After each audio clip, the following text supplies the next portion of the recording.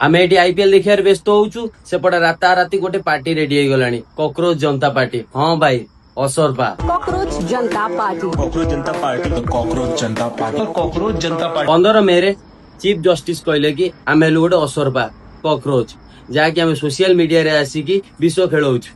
Video करी हक कथा कहले समस्त को बाधे। डिग्री थाई कि चाकरी नाई, पेपर लीक होउची, भल रास्ता नाई, निश्वास नवा पई भल पानी पवन नाई, भल हॉस्पिटल नाई, 6 वर्ष धरी पाठ पढ़ला परे भी हम हाथ रे खंडे चाकरी नाई, कोटी कोटी टका टैक्स देला परे हम हाथ रे किछि नाई। एई सब कथा केबे मीडिया कहबो नाई।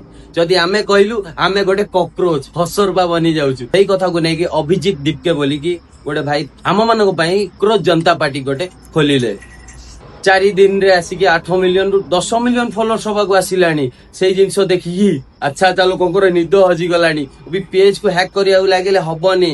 एथर सबू यंग माने उठिबार अछि, मिसिबार अछि कॉकरोच जनता पार्टी। आ भाई वीडियो करो, फॉलो करो, यहाँ पर जेते वीडियो करी टैग करी शेयर करो, भल रकम रे समस्त को पाखु जाओ।